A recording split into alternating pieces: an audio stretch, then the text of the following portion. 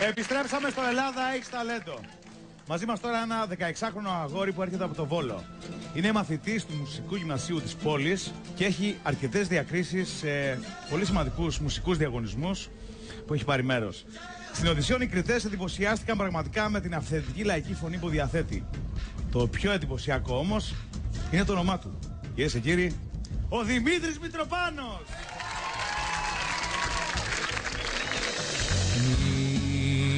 Μικρά κι ανοίγια στενά.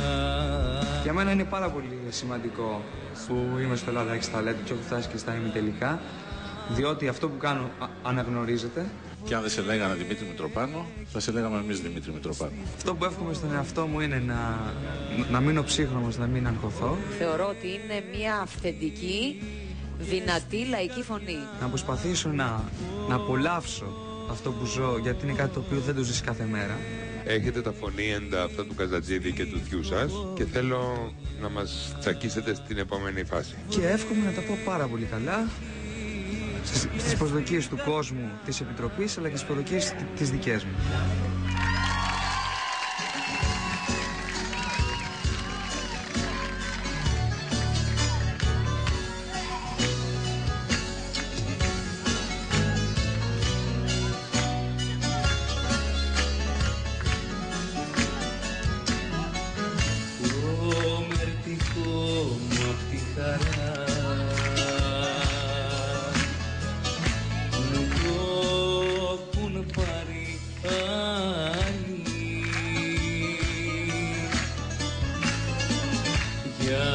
Τα χέρια καθαρά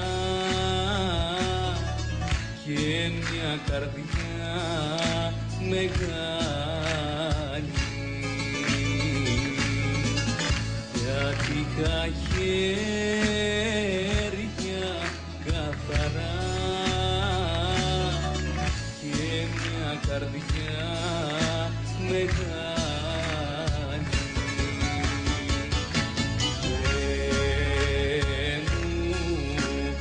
Δεύτερη φορά που θα έρθω για να ζήσω,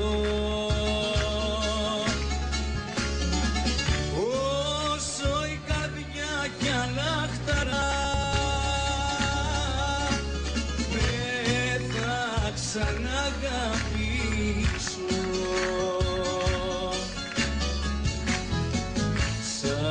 Θάλασσο βαρτοσκαλί, σαν βράχος ρημαγμένος, ήρθα σαν ξένος στη ζωή και ξαναφεύγω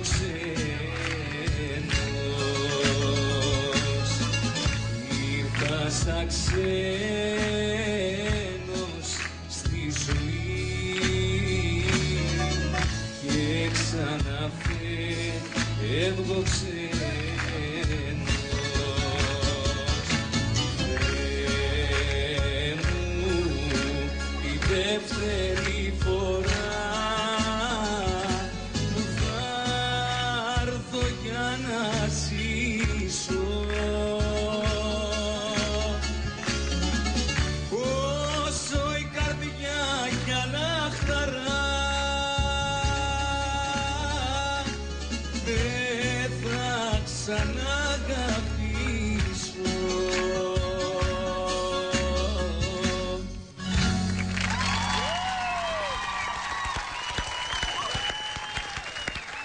Δημήτρης Μητροπάνος είπε στον ύμνο, τι τυχερός που είσαι να λες τον ύμνο μπροστά σε αυτόν τον κόσμο, στην Κριτική Επιτροπή και σε όλη την Ελλάδα. Όσο η καρδιά κι αλαχτάρα δεν θα ξαναγαπήσω. Κοίταξε, είναι το τραγούδι που ενώνει όλες τις παρέες. Είναι αυτό που όταν το ακούς πραγματικά και να μην είσαι ερωτευμένος, νιώθεις ερωτευμένος. Να πούμε βεβαίως, Βαγγέλη, ότι είναι ένα τραγούδι του Μάνου Λοΐζου σε στίχους Λευτέρη Παπαδόπουλου. Δεν θα ξαναγάπησω. Για φαντάσου όμως τι ακούγανε πριν από μερικά χρόνια. Ευτυχώς τα ακούμε ακόμη. Από ποιες φωνές και από ποιους δημιουργούς. Ακούς κομμάτι-κομμάτι ο στίχος, είναι αριστούργημα. Κομμάτι-κομμάτι η μουσική, είναι απίστευτη. Χρειάζεται μια πολύ δυναμική φωνή για να μπορέσει να το εκφράσει. Το εξέφρασε ο Καζατζίδης με έναν τρόπο μοναδικό. Έχεις μπροστά σου επομένως ένα βουνό που θα πρέπει να το ανέβεις. Ήδη η επιλογή σου να επιλέξεις αυτό το βουνό είναι σημαντική. Έφτασες περίπου στη μέση και δεν ήταν δυνατόν να φτάσεις πιο ψηλά. Το πιο βασικό για σένα νομίζω ότι είναι η ψυχή που δίνεις στο τραγούδι. Την έδωσες και σήμερα. Θα πρέπει να κάνεις αρκετά βήματα για να ανέβεις και τα υπόλοιπα βράχια. Μακάρι να φτάσεις στην κορυφή. Ευχαριστώ πάρα πολύ. Μάλιστα.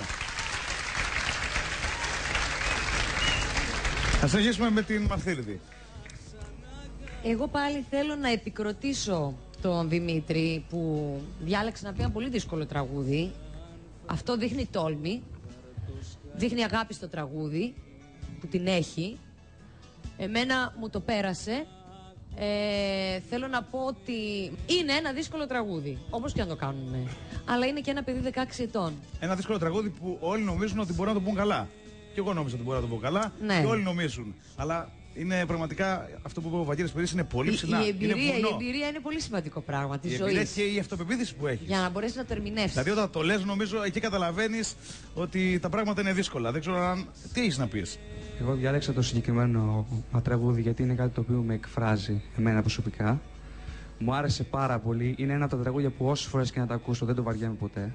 Και εννοείται πως δεν μπορώ να μιμηθώ το Στέλιο Καζατζίδη και δεν μπορώ να το φτάσω γιατί είναι μια κορυφή. Αλλά πιστεύω ότι όταν προσπαθείς να κάνεις κάτι δεν αφορά μόνο να το μιμηθείς και να το φτάσεις και να το περάσεις.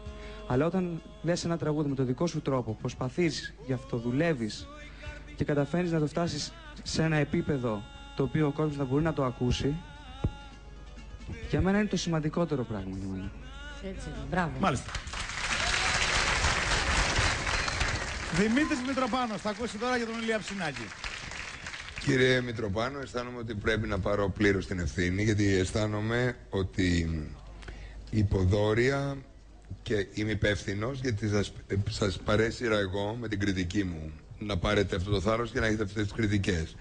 Εγώ θεωρώ, παρόλο ότι το νεαρό της ηλικίας σας, το ότι στον άρατε κανένα 2 φορές σε αυτό το τραγούδι δεν παίζει κανένα ρόλο, και ειδικά σε αυτή την ηλικία με την απειρία που έχετε, θεωρώ ότι είστε πάρα πολύ καλός, ότι το έχετε full.